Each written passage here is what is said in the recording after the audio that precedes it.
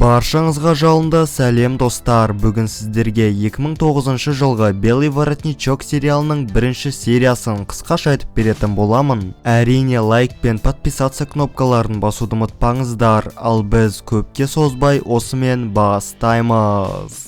Зачем Нилу сбегать за 3 месяца до освобождения? Қылмыскер әжетханада сақалын қырып, шашын жөндеп, алдын ала дайындаған формасын киеді. Қоңырау ұрған кезде бұл жігіт түрме қызметкері сияқты барлық коридордан қиналмай өтуде. Онымен қоса өзінде барлық есікті ашатын күзетші картасы бар екен. Осылай жас жігіт көптен күткен бостандыққа қол жеткізеді. Бірінші кезекте ол көлікті өзімен алып кетпекші. Сосын жаңа форма алып, өзін аэропорт қызметкері ретінде таныстыруда. Және де көлікті тұраққа қоямын деп өзімен алып қашады. Осы кезде агенттер құпия жәшікті ашып көрмекші. Бірақ күтпеген жерден ол жердегі айғақтар жарылып кетеді. Агент Бёрд тым асығып кеттік деп ойлап тұр, өйткені бұның қақпан екені белгілі болатын. Диана тез арада Нил Кефридің түрмеден қашып кеткенін жеткізеді. Енді бастықтар оны табу үшін агент Бёрдті шақырған екен. Бёрд оның неге бостандыққа 4 ай қалғанда қашып кеткенін түсінер емес. Бірақ не болса да оның қалай қашып шыққанын олар білуі керек.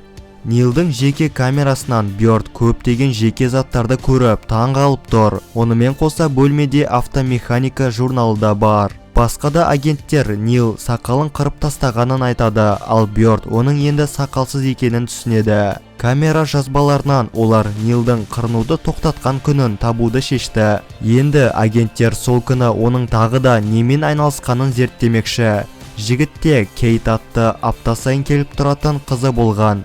Бёрд сөйлеген адамның ерніне қарап, оның сөздерін оқи алады. Бірақ та оның бұл қабілеті бүгінше еш көмектеспеді. Ендігі кезекте олар Кейтті табулары керек.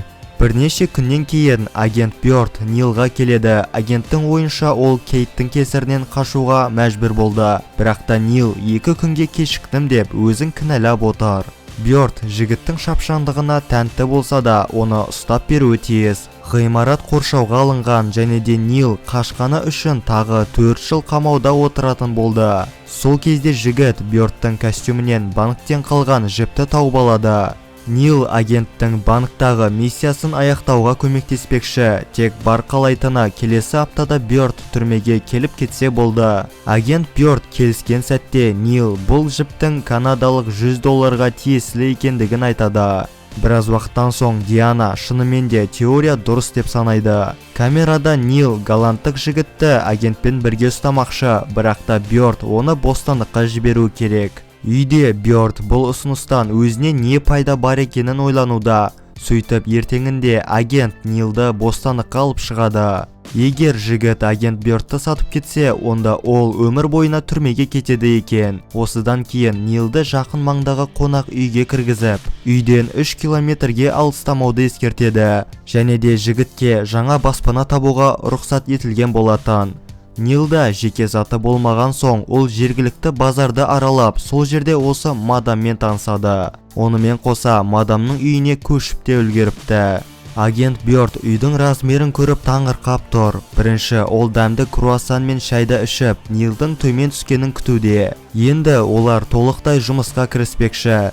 Диана екеуін тәркіленген заттарға алып келеді. Олар бұл чемоданға тапсырысты голландық жігіт бергенін түсінеді. Чемодан иесімен әңгіме кезінде Бёрд бұл кітаптардың не мақсатпен алынғанын білмекші. Бірақ та әңгімені адвокат келіп тоқтатады. Офицердің айтуынша ол жігіт адвокат шақырмаған екен. Бёрд тездетіп бөлмеге келсе тым кеш болатын.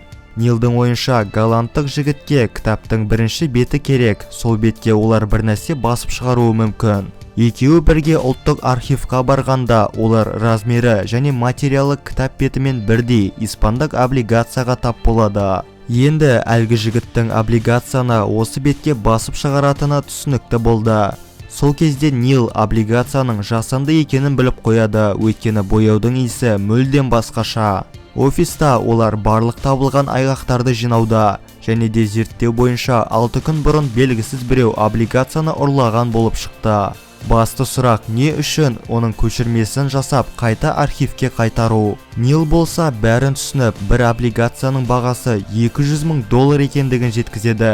Ал оригинал оған қалған көшірмелерді шынайы ретінде тапсыру үшін керек. Үйге келген жас жігіт бөлмеден бөтен біреуді кезіктіреді. Сөйтсе ол Нилдің бұрынғы әріптесі Музе болып шықты. Нил оның браслетті шешуін өтінеді, бірақ та Музе бұндай әрекетке бармайды екен. Сонда да Нил әріптесінен облигацияны көшіре алатын адамды табуын өтінеді. Таңертең Бёрд браслеттің сигналын естіп, Нилді іздемекші болса, ол қонақ бөлмеде күтіп отыр. Нилдің айтуынша, олар іздеген голландтық жігіт Ол Кертис әлемдегі ең мықты реставратор. Оның инициалы облигацияның көшірмесінде бар екен. Осылай Кертис өзін тарихқа енгізге жүрсе керек. Осыдан кейін екеуі реставратордың жұмысы жүріп жатқан шіркеуге келеді. Екеуі тамнан сәйкестік тапқан кезде оларды реставратор тоқтатып, шіркеуден шығуды ескертеді. Офиста Диананың айтуынша реставратор 7 күннен кейін елден ұшып кеткей жатыр. Осыған қарағанда екеуі оны қорқытып қойса керек. Бёрд оның ізінен аңдып жүру үшін артынан барлық агентті жіберуді бұйырады. Егерде оны 19-на дейін ұстап үлгермесе, онда Нил қайта түрмеге кетуі мүмкін. Сонда Нил көмекке Музені шақырады, бірақ та оның бар тапқаны Кейтті тоқтатқан белгісіз біреудің қолы. Бұл жайлы Нил агентке айтып, суреттің 4 күн бұрын Сан-Диегода жасалғанын жеткізеді. Енді жігіт тез арада қызға барып қайтпақшы, бірақ Бёрд ол жайлы ұмытуды бұйырады, өйткені қыз жігітті өзі тастаған екен. Біраздан кейін Нил Музені кезіктіреді. Музе берген темекіде Нилдің көңілін көтерген кішігірім жазба бар. Сол сәтте ол бұл жаңалықты Бёрдке айтуда. Енді олар кімнің кімге жұмыс істейтінін білді. Бұл ақпарат Бёрдті қызықтырып, екеуі белгілі бір мекенжайға аттанады. Ол жерде баспахананың дауысы таза естіліп тұр. Бёрд бұл дауысты диктофонға жазып алмақшы. Ал офиста Бёрд жазбаны жеткіліксіз деп санайды, өйткені орден алу үшін жай ғана дауыстан басқа да шынайы айғақтар керек. Енді Бёрд Нилға темекі берген жігітпен жеке сөйлескісі келіп тұр. Нил амалсыздықтан келіссе де, көп ұзамай бәрін өзі аяқтауды шешеді. Ангарды суретке түсіріп, өзі әдейі күзетшілердің көзіне түсуде. Нил ішке кірсе, шынымен де көшірме жасаудан қарқынды жұмыс жүріп жатыр. Олар Нилді оқ өтпейтін бөлмеге қамайды, бірақ та кілт іште болған соң Нил есікті құлыптап алады. Сол кезде әлгі адвокат пен реставратор пайда болады. Нил болса барынша уақытты созып полиция келгенін күтуде. Ал полиция болса шын мәнінде Нилді қашты деп ойлап, оны ұстауға келген болатын. Бёрд оның ақылына тамсанып тұр және Нил оған шынайы облигацияны көрсетеді. Осылай екеуі миссияны сәтті жауып, Нил көптен күткен бостандыққа шықса да, бұл сериалдың тек бірінші сериясы екенін ұмытпайық. Осымен Белый воротничоктың алғашқы сериясы аяқталады. Достар, видеоны соңына дейін көргендеріңізге үлкен рахмет және де лайк пен подписаться кнопкаларын басуды ұмытпаңыздар. Ал ендеше келесі видеода жүздескенше сау болыңыздар.